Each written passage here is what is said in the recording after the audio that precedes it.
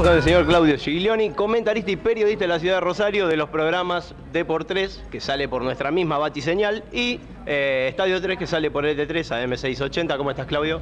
Muy bien, realmente muy bien. Gracias por la invitación. Bueno, el gusto nuestro de tenerte acá. Y como sos un tipo de experiencia, que ya tiene muchos partidos en primera y que ha visto muchas cosas, y a la vez sos la persona encargada de transmitirle al oyente y describirle lo que ves en la cancha, te quería preguntar, ¿qué característica tiene la botinera rosarina? La botinera rosarina es una botinera de subdesarrollo, ya que va a estacionamientos con autos mucho menos costosos que las botineras porteñas. Pero botinera al fin. En definitiva, el jugador es jugador en todos lados, o sea, en el Campito o en el Monumental. Hay diferencia porque la chica rosarina se sabe que es mucho más linda que por allí la chica del resto del país. Hay diferencia acá en Rosario en eso, al menos, en belleza. Y pueden ir más producidas, generalmente pueden ir más producidas, ahí te voy a dar la derecha. Bien, todo periodista deportivo tiene un pasado deportivo, puede ser en fútbol, puede ser en vóley, puede ser en básquet, en cualquier cosa. ¿Tenés un pasado deportivo? Sí, jugaba al fútbol. ¿De qué jugabas? De número 9. Bien, ¿cómo te definirías como número 9? Fuerza, potencia y poca técnica. ¿Y como periodista? Fuerza y potencia. ¿Crees que hay mucha diferencia entre el periodismo de Buenos Aires y el de acá de Rosario?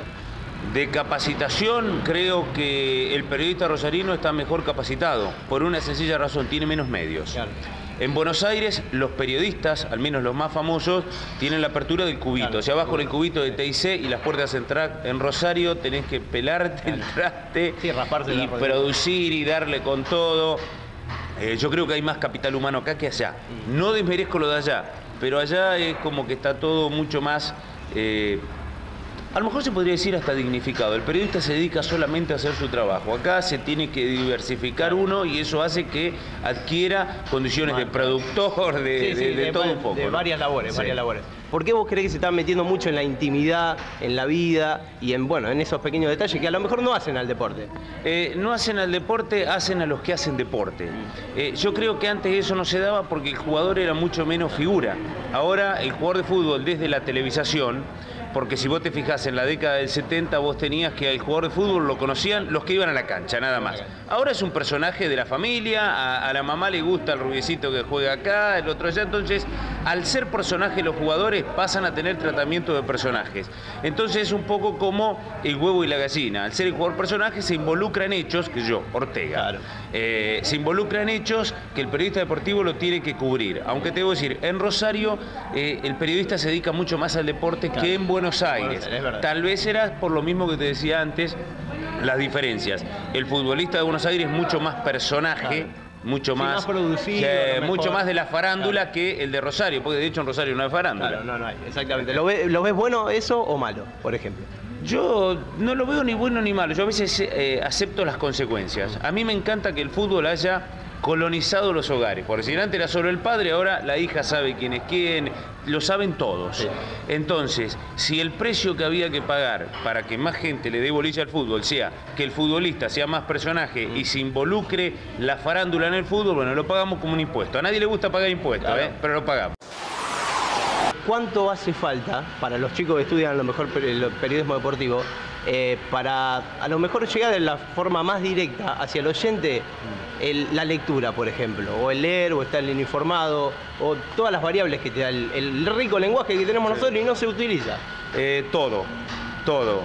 Para mí hay una cuestión. ¿Para qué alguien pierda su tiempo o te dedique su tiempo o invierta su tiempo en que vos le expliques algo que vio? Vos tenés que prepararte de una manera distinta que el que lo está viendo. Si vos vas a hablar igual, vas a cometer las mismas anivaladas, que las hay, realmente le pegan con un martillo al idioma, y no le das una base teórica, vas a terminar, la única diferencia con el hincha va a ser que vos tenés el micrófono. Por eso decía para los chicos, claro, hacer cursos de oratoria, leer lo que te guste, claro, a lo mejor a otro le gusta otra rama, bueno, que lea otra cosa, pero el tema es comunicar. A mí me parece que lo que verdaderamente se ha diferenciado el hombre del resto de los seres vivos es lo que ha mejorado su comunicación. Todos los seres vivos se comunican, nosotros la hemos mejorado muchísimo, así que vale la pena usarla, expresarla y Y al principio sí me decían que en medio que no tenía el idioma y la forma del biotipo del periodista Pero deportivo. bueno, pero eso también pasa por una cuestión de que cuando uno trata de introducir algo nuevo, siempre se ve como raro.